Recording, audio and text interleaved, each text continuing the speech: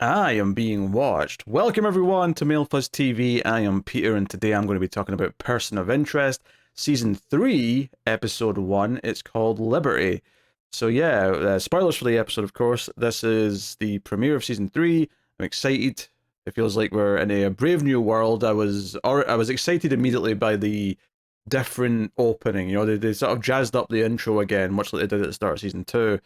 And notably, both Root and Shaw were in there, which excited me because it pretty much, I assume, means that they are main cast on this now. Like they're going to be there pretty much every episode. I mean, they might miss the odd one in the same way that like Fusco sometimes misses one, but it seems like they might be sticking around. Shaw's around the whole episode. Root's got her own subplot.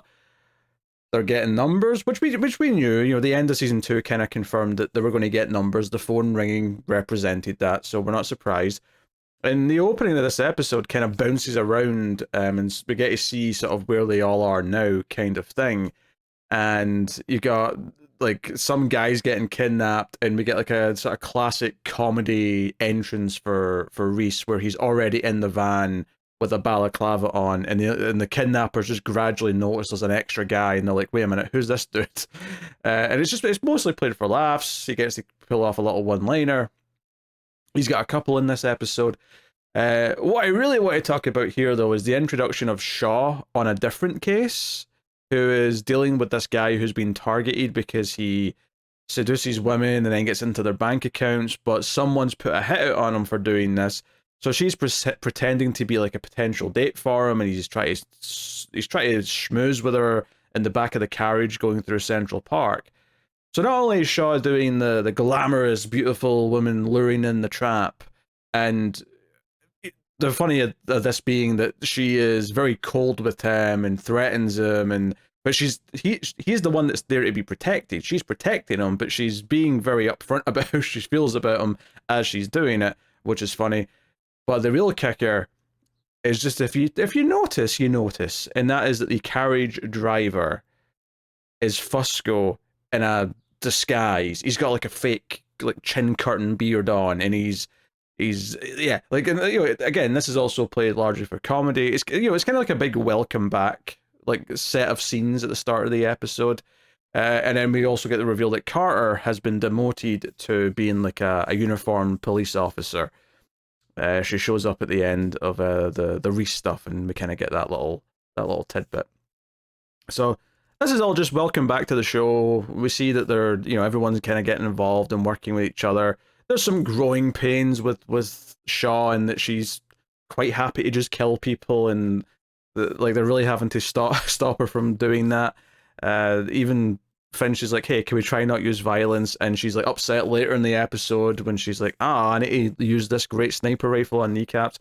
She's definitely got a bit of an attitude, which makes it entertaining. It's a sort of jolt into the team that feels a bit different. So all that stuff is good. Also, they start like a running gag in this episode. I don't know if this is going to keep going. Maybe it will, maybe it won't. But she's kind of like eating a lot. Well, it's not even a lot. It's like twice. But like they make like big deals out of it both times, where she kind of gets Reese to pay for something. First it's an ice lolly, or sorry, a popsicle for the Americans. I apologize. And then a steak at the end, which notably, not only does she get Reese to buy her a steak, she doesn't even like have it in a restaurant. She's just like eating a steak. She's sitting eating a steak like it's a snack, which I don't know. Somehow it adds to the badass imagery. I don't know, something about a woman just eating a steak just makes her look like she's tough. I don't know, but anyway, the episode plot, once it gets going proper, is about a sailor named Salazar.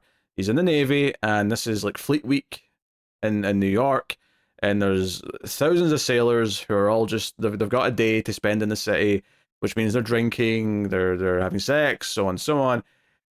And it makes finding the guy quite tough. So it's kind of becomes as Reese puts it, all hands on deck. A sailing pun. Don't think I didn't notice such a sly little move from Mr. Reese. But you know, I think, you know, I always try and refer what the plot of an episode is back to the main characters and like what it kind of says about any of them or relates to their stories. And this one, it's pretty, face value. You don't have to think too hard about it. They even kind of point it out by the end of the episode that this guy, Salazar, is a good person who looks out for his buddies and gets himself into a lot of trouble looking out for them, but he's inherently a good person.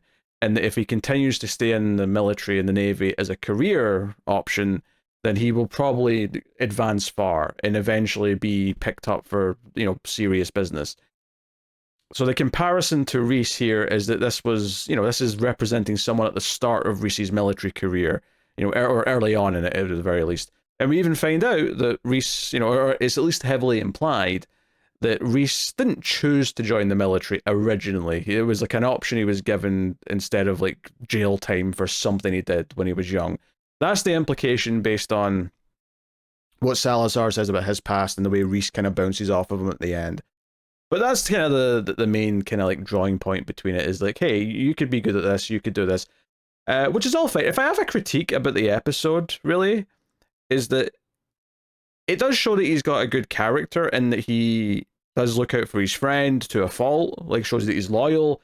It shows his attitude, and I understand why Reese kind of likes him and says, oh, I like this kid because of the way he sticks up for his friend in the bar fight kind of thing.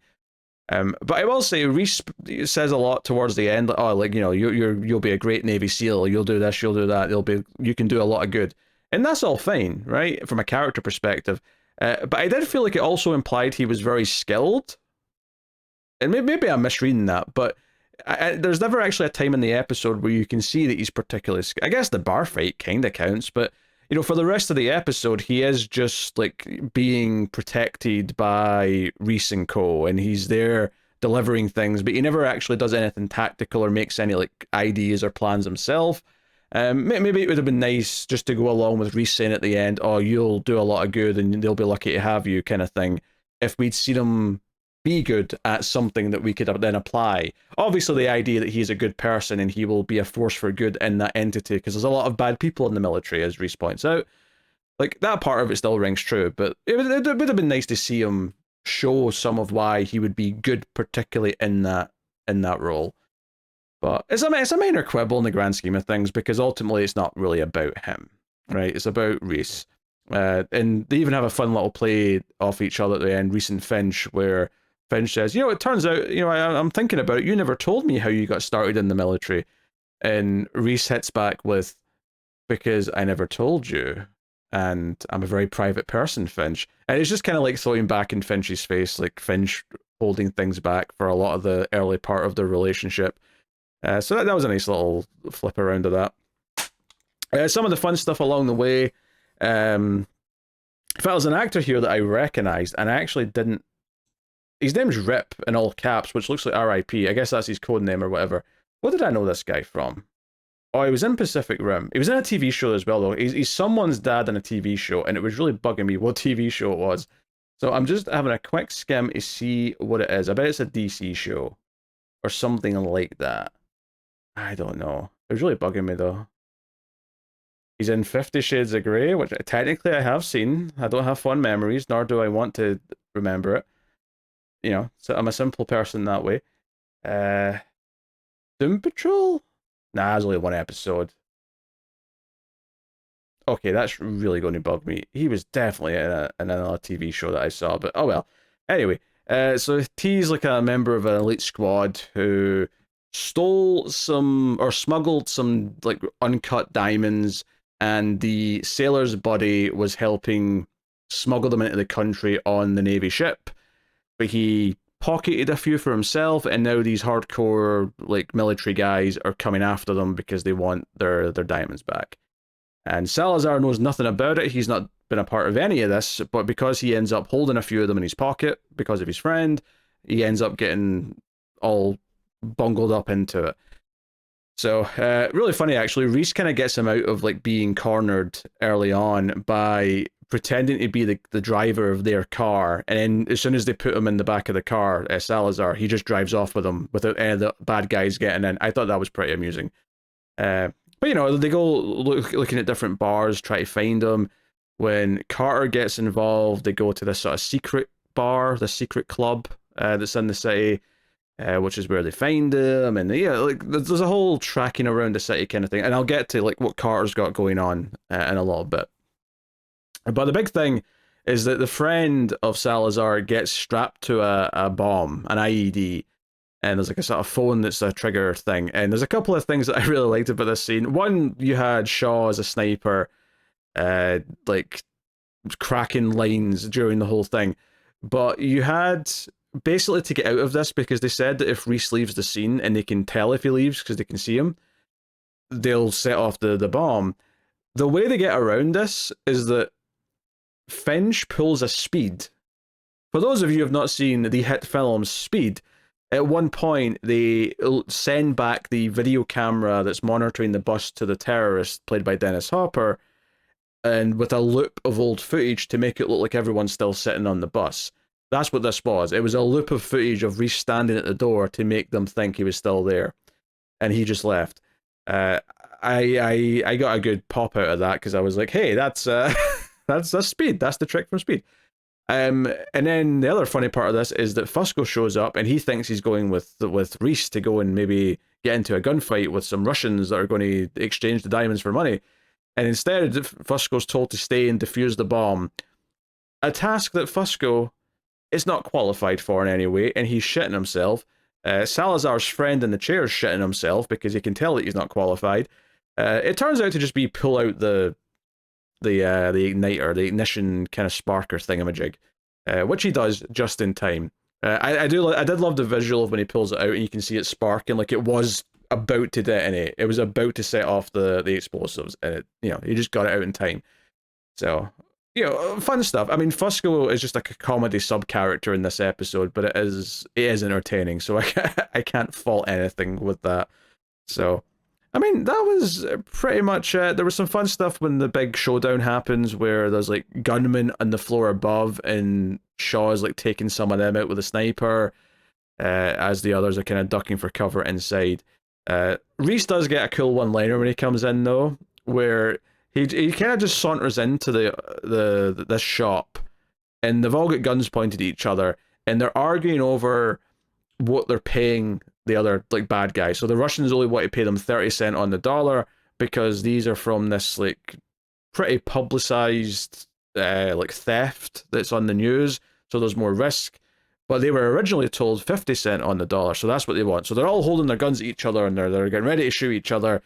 Tensions are high. Reese saunters in, and after a little bit of build up, just sort of goes, 40 cents on the dollar? Maybe that would solve your problem. And he just says it so deadpan that it ended up maybe being my funniest line of the episode. I really enjoyed that. So, yeah, that was it. That was pretty much the main plot, barring, some little details that I've jumped over. I think it's almost these side stories. Like, I think that the main plot was good for showing Shaw now being integrated into the team, and how that dynamic's going to play with her and Reese, her and Finch, and how it feels like a sort of bigger family now, and that's kind of cool. But the other exciting stuff would actually be in the side plots. Now, one of those things is Carter, and the fact that when they want information about who might be able to fence these diamonds, she goes to a source. That source is Elias, because, of course, in Season 2's finale, she saved Elias from the corrupt cops and the Russians.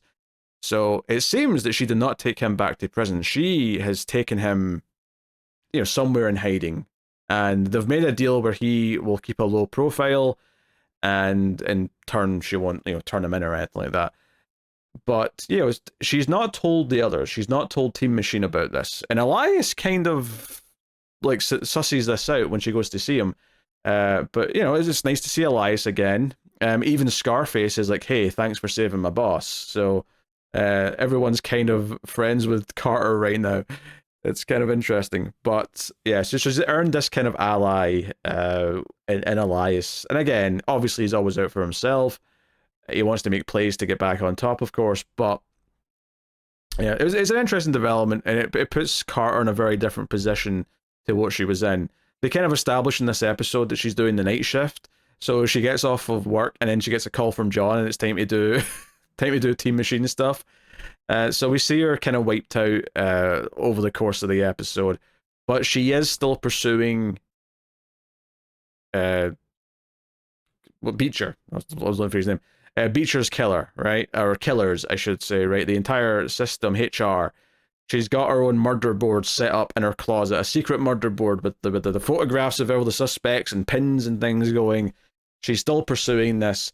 Reese does offer to help her and asks if she's going through anything, and she kind of, says she's okay and she will ask if she needs any help, and I'm sure it will get to that point, but right now she's keeping this to herself.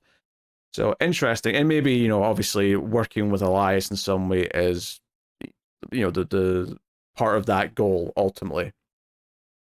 Because after all, he's against HR, and she has a lot of vendettas against HR. She does repeat a lot in this episode to different characters that she's still a cop and she always will be. That, even though she's not a detective anymore, she's still thinking about these things. She's still going to help where she can. And even, she's not looking for a different job or anything like that.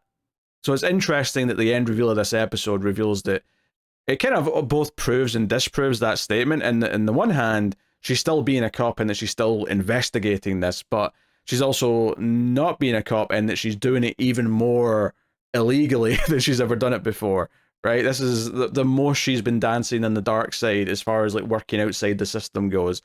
So I really think that's an interesting dynamic for her going forward in this season, and curious to see where that goes.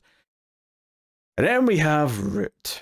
Oh, Root, who is in the mental hospital, as we had established in the last season, and we also saw her get a phone call from the machine, or, we did know, we heard the voice, we knew it was the machine. And she's got a therapist who's an actor who was on Mr. Robot. I recognized him instantly. But I love this actually, where she kind of admits to hearing, he's asking her about talking during the night, and since phones aren't allowed and since there's no cellmates or anything like that, he can only conclude that she's talking to herself. And there's a great little bit of direction here in the choice of shot, where the shot, just as he's posing this question, you're just talking to yourself, it's a shot from outside the window, and in the corner of the frame, in the foreground, just kind of out of focus, is a security camera kind of looking down towards, in the vague direction of the window, to show the idea that she's looking up at it, and it's like it represents the machine's always watching. So that's because that's who she's talking to, right? All she has to do is look at a camera and talk, and the machine, even if there's no microphone, I imagine the machine can probably just read the lips, or have a decent go of it. But it really sets up this idea that she's in here and she's talking about speaking to a voice, and that obviously just makes her sound like it sounds. It sounds like someone's crazy and talking about voices. But the second time we see her with the psychiatrist, he reveals that he knows she's stolen his phone, and he takes it away from her and says, look, I'm going to take you away from all technology. It'll be good for you. We're going to put you in solitary confinement, no devices. It'll do you good. You're going to thank me for this later. And Root actually gets a little vulnerable almost and basically says, please don't do this, right? And he's like, no, I know you think you need the voice, you need the phone, but you do not. So she gets carted off to solitary confinement. And when she comes back, the final scene with them at the end of the episode is she is like, okay, you want me to be honest with you? Right? I'll be honest with you. Here's what I know. Here's what the voice tells me.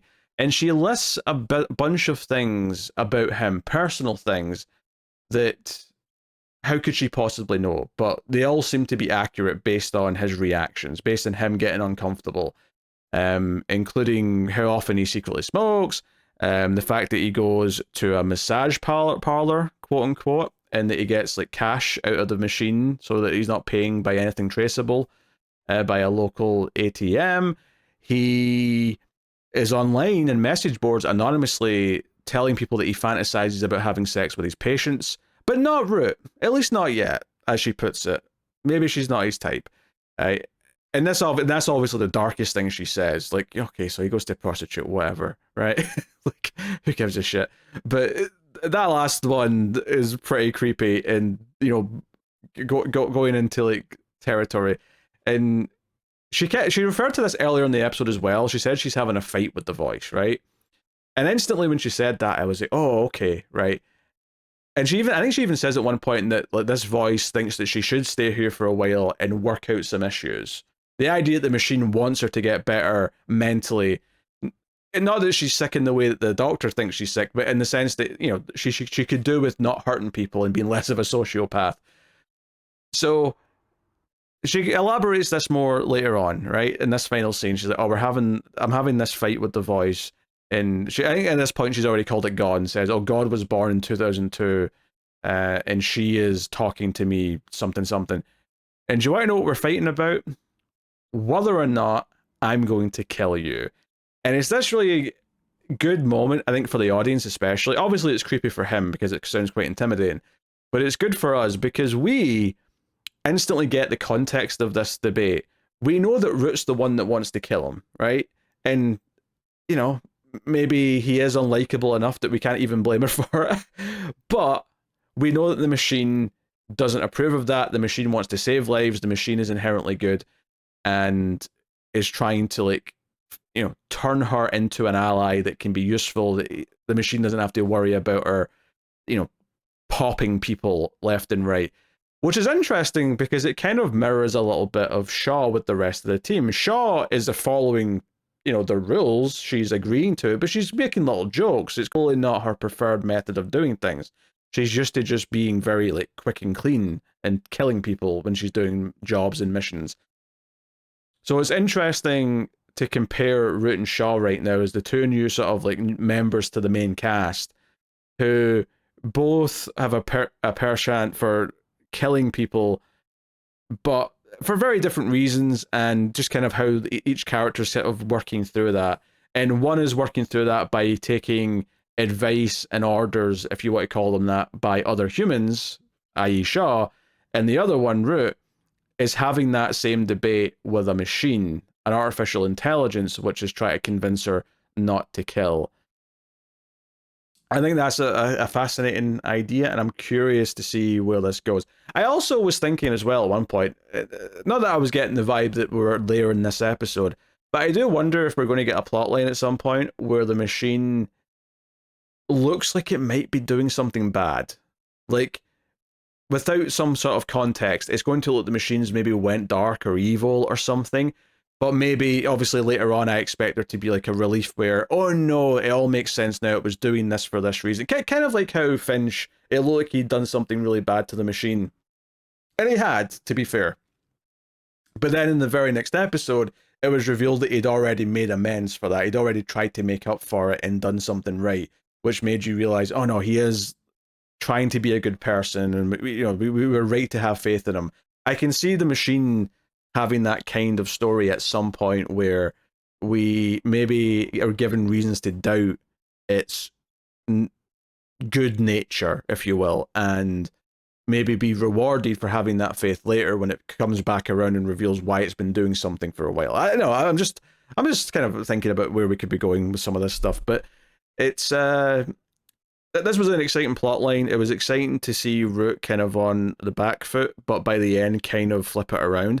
And honestly, what's kind of interesting about that is that I said this actress from Mr. Robot. This was a very Elliot scene in a lot of ways. Elliot and Mr. Robot would often, in fact, there's even a scene where he's with a therapist and he tells her a bunch of like private stuff about herself to prove that he does what he does, which is he hacks into people and learns about them, and he just does that with everyone because he needs to.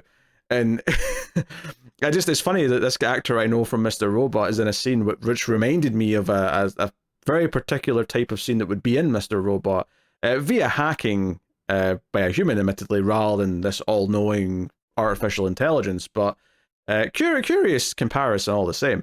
But no, I do really like this idea that the machine thinks Root should be here for a while until, and it does beg the question: will the machine give her the help to get out because it thinks she's reached a point where she's better and can be trusted, or will its hand be forced because they just need her? Like, either Team Machine in general needs her, or the machine feels like, no, something's going down and she needs to be in the field. And I just have to like hope that she's not going to like go off book, off script. You know, it'll be kind of interesting to see what the situation surrounding her escape or release or whatever it may be You know, do the rest of the team know about her release? Are they in on it? Are they picking her up from the hospital?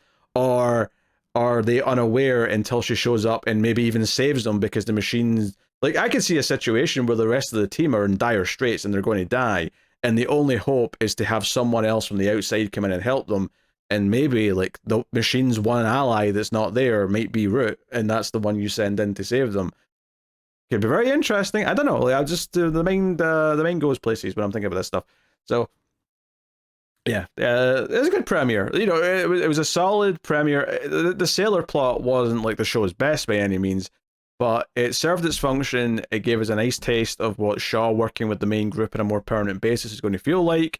Carter's direction's interesting, and of course, Root's always just exciting to watch because she's one, Amy Acker's very good at playing the role, but two, it's just such a engaging character because she's a bit of a wild card, but everything she cares about ties into the stuff that we, the audience, care about. But at least I think most of the audience, I certainly do. I care a lot about the machine and how it's evolving and the science fiction side of that. And it feels like Root's the one who truly believes and looks at the machine the way that we kind of do. Probably the closest. She's the character who looks at the machine the closest to the audience probably do in terms of admiration in some way.